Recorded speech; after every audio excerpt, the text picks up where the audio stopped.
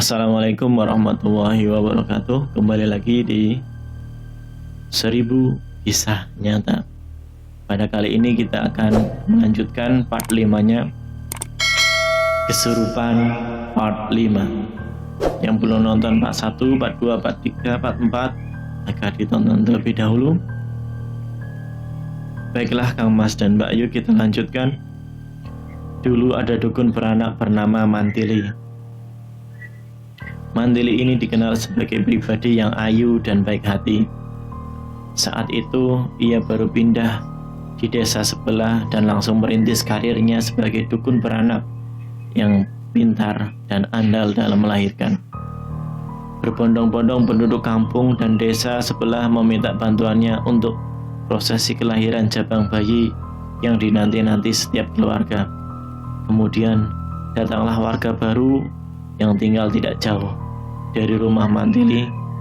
Tetangganya baru itu terkejut melihat Mantili. Baru beberapa hari saja ia sudah membuat ulah. Secara sengaja tetangga baru itu tersebut menceritakan aib Mantili hingga seluruh penghuni desa tahu. Hal ini membuat Mantili murka. Ternyata Mantili lari ke Karanganyar karena tidak kuat dengan perlakuan suaminya yang kasar semenjak ia dicurigai mandul oleh keluarga suaminya itu. Lantaran sudah 5 tahun menikah tapi tidak ada sedikit pun tanda-tanda kehamilannya. Tekanan dari keluarga mertua dan gunjingan warga pun tak terelakkan lagi. Makan hati adalah menu Mantili sehari-hari. Batin Mantili remuk redam seketika saat suaminya membawa pulang gadis belia dan meminta restu ke mertuanya untuk mengawini gadis tersebut. Tanpa memperhatikan perasaan dan keberadaan Mantili, mertuanya langsung menyetujui dan mengadakan pesta kawinan besar-besaran. Semua orang mengaku bersimpati kepada Mantili di tengah-tengah kebahagiaan tersebut. Tapi jauh di dasar lubuk hatinya, Mantili sadar. Yang keluar dari mulut warga tidak sepenuhnya berupa simpati, melainkan juga gunjingan. Selain 1 bulan perkawinan, Rini, istri muda Darjo, suami Mantili, langsung hamil. Mantili mencetlos, tapi masih ada sedikit rasa syukur. Kebahagiaan itu menjelang kelahiran jabang bayi Darjo dan Rini. Mantili mencoba membantu, namun Rini menolak dengan keras dan menuduh Mantili iri, serta alasan-alasan buruk lainnya diungkapkan untuk memojokkan Mantili.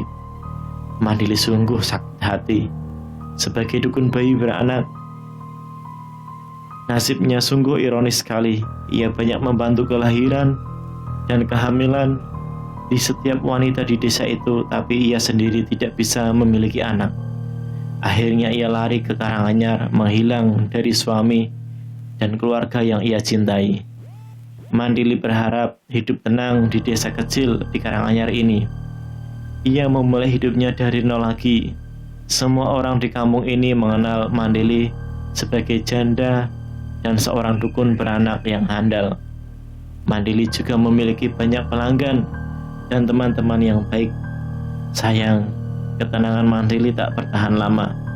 Semenjak ada kelahiran penghuni baru dari desa yang tak jauh dari tempat asli Mantili, seluruh penduduk menjadi tahu siapa Mantili dan masa lalunya.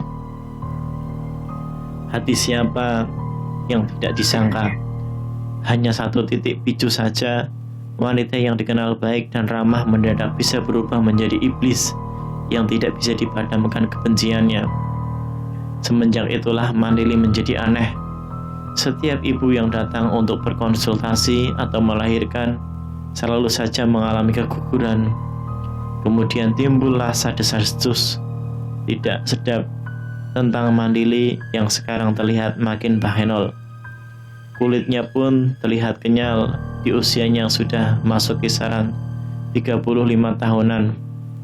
Kerutan mukanya pun hilang, wajahnya lebih berseri-seri.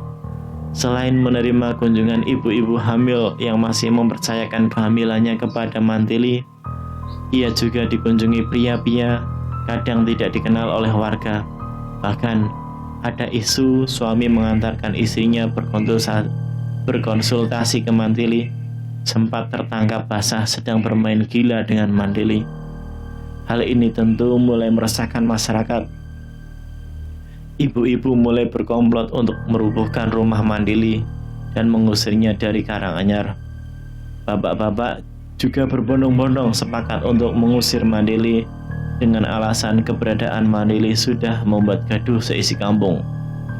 Mandili juga dicap sebagai pelaku prostitusi dan memberikan dampak buruk bagi lingkungan. Semua aksi ini dihentikan oleh almarhum kakek dan ayah Pak Ustadz pada masa itu. Mereka berdua mengimbau warga untuk tidak melakukan kekerasan dan meminta mereka untuk mencari bukti terlebih dahulu. Warga setuju dan mengirimkan beberapa perwakilan bapak-bapak dan ibu-ibu datang ke rumah Mandili untuk mencari bukti bahwa desas-desus itu benar terjadi. Sesampainya di rumah Mandili, Mandili bersikeras menolak menggeledah rumahnya dengan alasan tidak ada apa-apa di dalam rumah. Ia juga menampik tuduhan bermain gila dengan suami orang atau suami pasiennya. Ia sendiri mengaku jijik dengan pria semenjak rumah tangganya hancur berantakan. Sungguh malang nasib Mandili, seorang warga yang habis kesabarannya menjambak rambutnya yang cantik, kemudian menyeretnya ke halaman rumahnya sendiri. Mandili ketakutan berdiri di hadapan warga desa yang sedang berkumpul di depan rumahnya. Ia meronta sebisanya dan melontarkan makian, tapi percuma. Warga dengan beringas menerobos masuk ke dalam rumah. Di saat itulah terdengar perikan histeris ibu-ibu dan bapak-bapak dari dalam rumah Mandili. Rupanya setelah dicari tahu, mereka menemukan potongan tubuh bayi dalam jumlah yang banyak, dalam kubangan darah dan panci serta dupa di kanan kirinya. Disitulah penduduk yakin bahwa Mandili bersekutu dengan iblis untuk menjerat pria-pria hidung belang dan merusak rumah tangga mereka dengan mengaborsi bayi-bayi yang sebenarnya tidak gugur, tapi oleh Mandili dinyatakan gugur. Penduduk murka, penghakiman massa pun tidak terelakkan. Mandili dipukul, diinjak, dijambak, bertubi-tubi. Ia meraung dan memaki. Tidak ada lagi Mandili yang dikenal cantik dan baik hati. Berganti Mandili yang jahat dan penuh dendam. Aksi penghakiman massa itu akhirnya berhasil dihentikan oleh almarhum kakek dan almarhum ayahnya Pak Ustadz. Namun sayang, hati Mandili yang penuh dendam tidak lagi bisa dikendalikan. Kebenciannya sudah memakan jiwa. Ia mengutuk pemilik tanah yang ia tempati. Rumah tersebut tak lain adalah rumah yang saat ini nenek tempati. Kemudian Mandili memilih mati dengan menggigit lidahnya sendiri sampai hampir putus. Berbondong-bondong penduduk desa mengubur Mandili, ikut ke penguburannya. Sebagian besar mereka ingin tahu prosesi pemakamannya, dan sebagian memang benar-benar serius mendoakan Mandili agar arwahnya itu tenang. Namun iblis menang atas jiwa Mandili. Beberapa bulan sepeninggal Mandili di desanya heboh karena penampakan Mandili yang mengganggu. Pemilik rumah di puncak bukit sering berteriak minta tolong karena gangguan Mandili.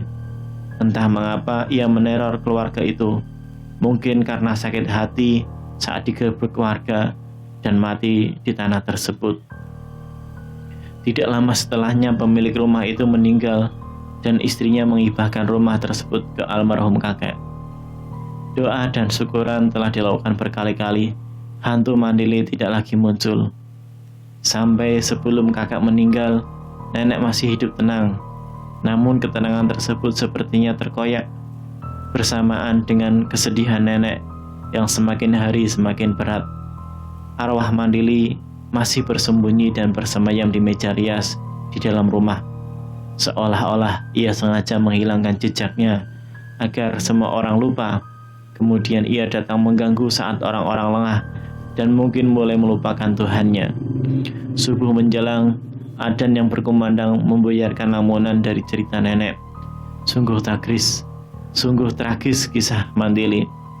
Kami hanya bisa berdoa agar sekarang arwahnya bisa tenang. Perlahan-lahan penduduk desa berangsur pergi satu persatu.